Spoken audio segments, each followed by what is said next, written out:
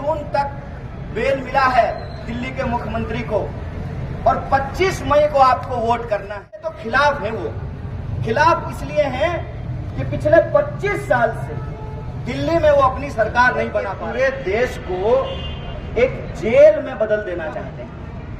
कोई इनके खिलाफ एक शब्द ना बोले, कोई इनके खिलाफ में कुछ भी बोले तो पहला काम ये करते हैं कि ये उस व्यक्ति को डराने का प्रयास करते हैं। अगर सामने वाला डरे नहीं तो खरीदने का प्रयास करता हूं कि आप सब जिस तरह से अपना जबरदस्त समर्थन उत्तर पूर्वी दिल्ली में आम आदमी पार्टी और कांग्रेस पार्टी के गठबंधन को दे रहे हैं, उससे हमें पूरी उम्मीद है कि आपने जो ठाना है, आपके जो मन में है वो होकर रहेगा।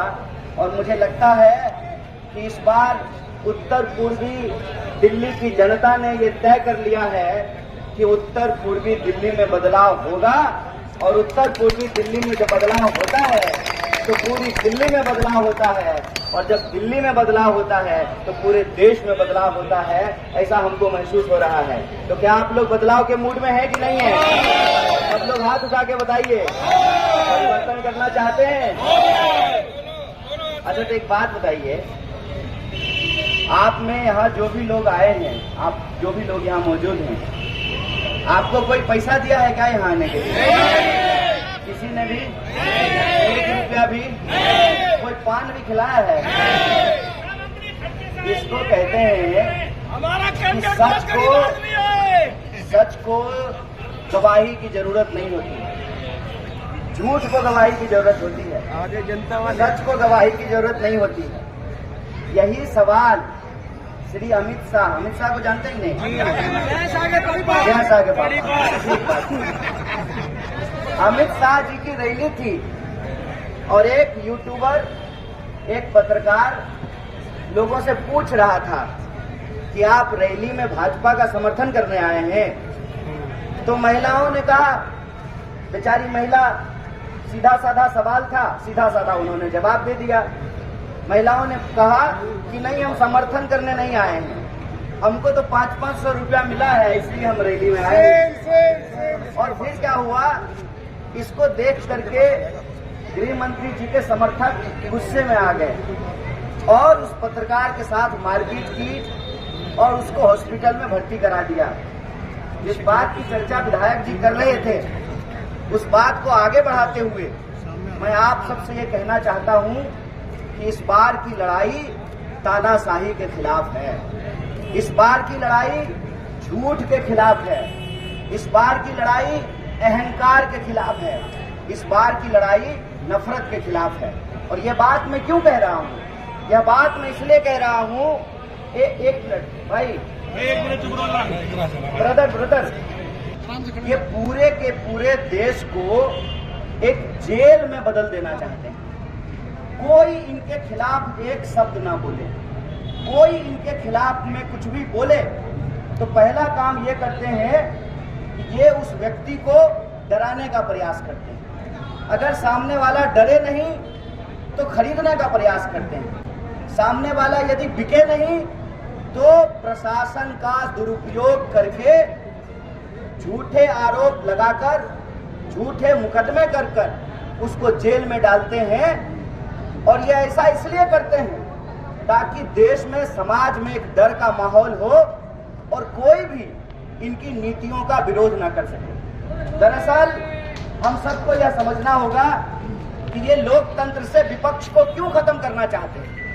ये लोकतंत्र से विपक्ष को इसलिए खत्म करना चाहते हैं कि जब विपक्ष होगा ही नहीं तो जनता अगर इनसे नाराज भी होगी तो चुनेगी किसको।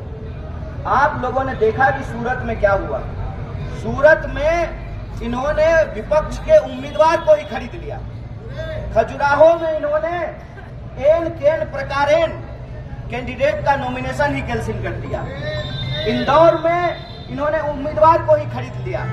अब आप बताइए कि अगर उत्तर पूर्वी दिल्ली की जनता अपने सांसद से खुश नहीं है तो उसके पास एक विकल्प होगा, तभी तो वो उसके खिलाफ वोट करेंगे। अगर विकल्प ही नहीं होगा तो वो किसको वोट करेंगे।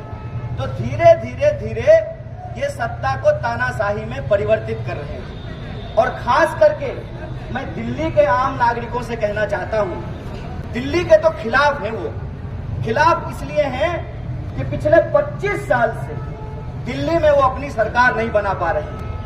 पहले 15 साल शीला जी की सरकार रही, शीला दीक्षित जी मुख्यमंत्री रही, उसके बाद आम आदमी पार्टी की सरकार बन गई, एमसीडी इनके पास था, इस बार एमसीडी का चुनाव भी ये हार गए। इसीलिए दिल्ली के लोगों के मान सम्मान के ऊपर हमला कर रहे हैं, इसीलिए दिल्ली के लोगों के खिलाफ बदलापूर्ण कार्रवाई कर रहे हैं, बदले की भावना से काम कर रहे हैं। और आपने देखा कि आरोप लगा करके पहले मंत्रियों को जेल में डाला, फिर मुख्यमंत्री को जेल में डाल दिया है। तो मैं आप लोगों से कहना चाहता हूं कि 1 जून तक बेल मिला है दिल्ली के मुख्यमंत्री को और 25 मई को आपको वोट करना है।